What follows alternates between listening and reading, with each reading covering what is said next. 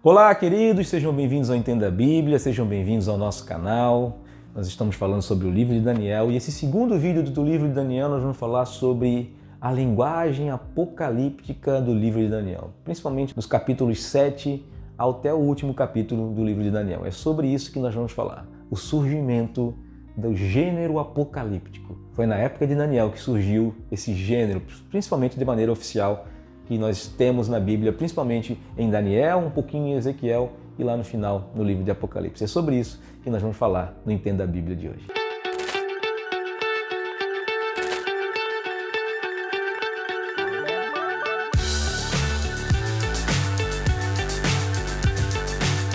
Nós ainda vamos gravar sobre Apocalipse. Vai ser lá no final do Entenda a Bíblia, a gente vai conversar um pouquinho sobre isso, vai falar muito sobre isso, vou gravar vários vídeos sobre Apocalipse.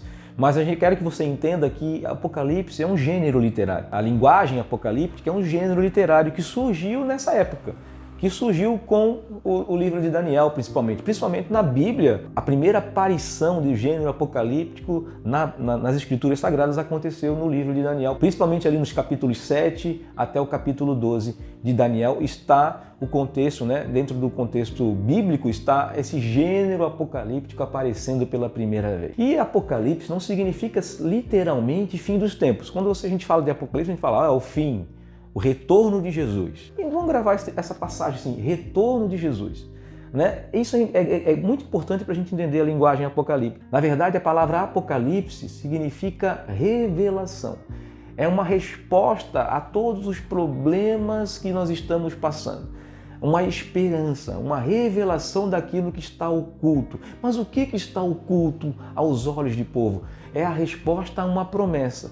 Hoje nós temos uma promessa de Deus, o povo tinha uma promessa de Deus, o povo judeu tinha uma promessa feita por Deus, a promessa do Messias, do reino de Deus, da paz, a promessa da ressurreição do último dia, a promessa da eternidade, a promessa de novos céus e nova terra. O povo judeu carregava essa promessa. Mas diante de todas as situações difíceis que eles estavam passando, principalmente com a destruição de Jerusalém, surge essa tentativa de dar uma resposta para o povo que estava ansioso, angustiado diante de uma promessa, diante do que estavam vendo na realidade.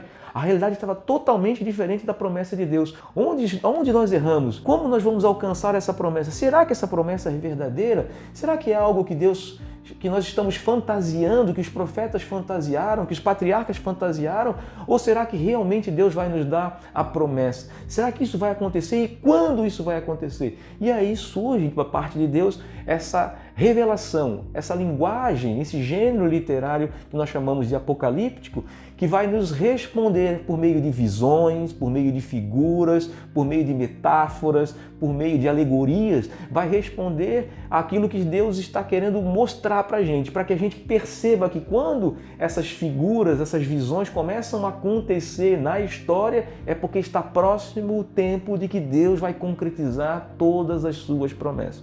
E quando eu falei, vamos gravar esse termo, retorno de Jesus, é sobre isso. Toda a linguagem apocalíptica aponta para o Cristo, aponta para o Messias, tanto a do Antigo Testamento quanto a do Novo Testamento. Escatologia, ou fim dos tempos, na verdade é a ideia da revelação do Cristo, a revelação do Messias quando ele viria, porque ele vai ser o rei. Ele vai reinar por Deus e com Deus por toda a eternidade. É ele que vai levar a paz, é ele que vai trazer essa paz, é ele que vai unir o povo. Lembra?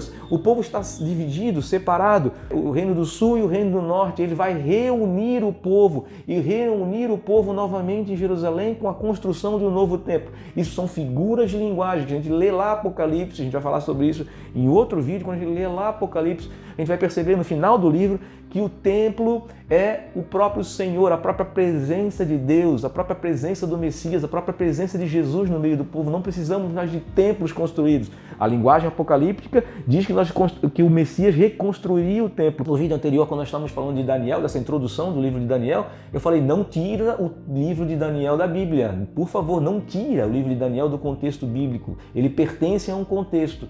né? Essa figura do templo que é esperada pelos judeus, a reconstrução do templo, também é esperada por muitos cristãos como se fosse um sinal do retorno de Jesus. Não tem nada a ver, interprete de maneira correta. O livro de Apocalipse vai falar que nós não precisamos mais desse templo. Jesus fala, não será mais lá em Jerusalém, no templo, nem nesse monte. Ele fala para a mulher samaritana, não, mas aonde 2 ou 3 estiverem reunidos em meu nome, onde houver um adorador, ali haverá adoração. Nós não precisamos mais, a presença de Jesus, ele é o próprio templo, ele ressuscitou ao 3º dia. É por isso que ele fala assim, eu reconstruirei esse templo em 3 dias. Ele está falando de si próprio, ele está falando da sua própria ressurreição, ele vive, né? A ideia do Messias vivo é importante, né, para que a gente possa entender toda essa linguagem apocalíptica. Então presta muita atenção, essa linguagem surgiu ali, depois ela virou normal no povo judeu, na literatura judaica. Não toda a literatura é canônica, né? Não está tudo escrito na Bíblia que nós lemos, mas existe uma literatura muito forte judaica acontecendo nessa linguagem apocalíptica. A gente vai ver isso no livro de Judas, por exemplo,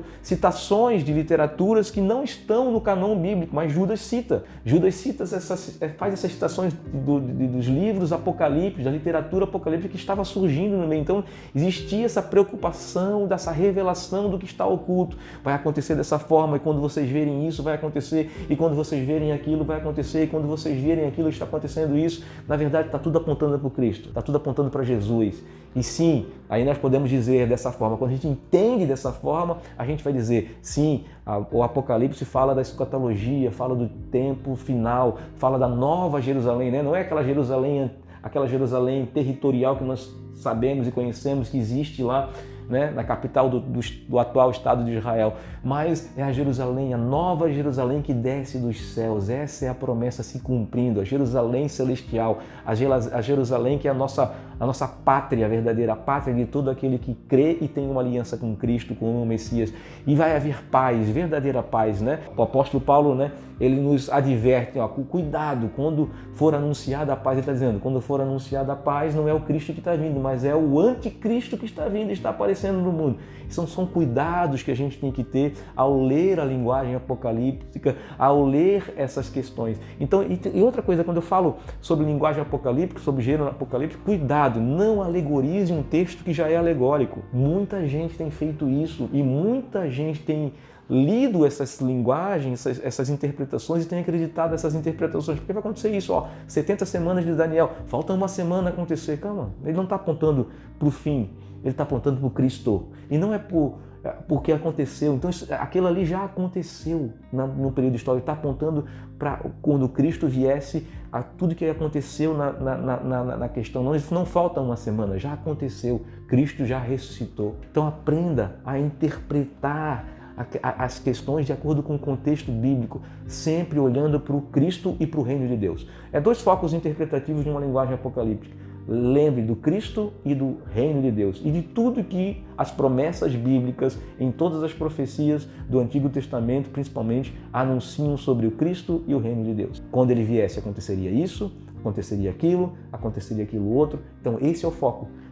E aí a gente vai observar a linguagem apocalíptica. Por exemplo, ele fala dos 4 animais ali, né? Daniel fala dos 4 animais. Os 4 animais representam as 4 potências que surgiram sobre o povo judeu antes da chegada do Cristo. E nós podemos citar Babilônia, Medo-Persa, Macedônia ou Grécia e o Império Romano, o último dos impérios, né? Que surgiu ali, né? Antes da chegada do Cristo. Agora, o reino de Deus foi implantado em Jesus.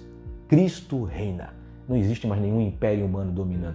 Apesar de existir essa inimizade, e aí o livro de Apocalipse vai falar da queda da Babilônia, né, da queda do primeiro império, lá no livro de Apocalipse você vai ler, a gente vai falar sobre isso lá na frente, aí você vai ver, mas Cristo reina, Cristo já destruiu toda a potestade, todo o principado, toda a autoridade está sobre os ombros de Jesus. Ele é o cabeça, Ele é o Senhor, o Rei dos Reis e o Senhor dos Senhores. Ele já reina, o reino de Deus já está implantado e está vivendo entre nós. Nós somos embaixadores desse reino e temos que levar esse reino. Não fique preocupado com datas, não fique preocupado com essas questões, não fique preocupado em tirar, novamente eu vou falar sobre isso porque é uma grande preocupação minha. As pessoas tiram o livro de Daniel e também depois o livro de Apocalipse e interpretam ele totalmente fora do contexto bíblico. Não caia nesse enredo, não caia nessa heresia, não caia nesse erro. Por favor, não faça isso. Agora, com o surgimento de um novo Papa, estão dizendo assim, o 8º rei.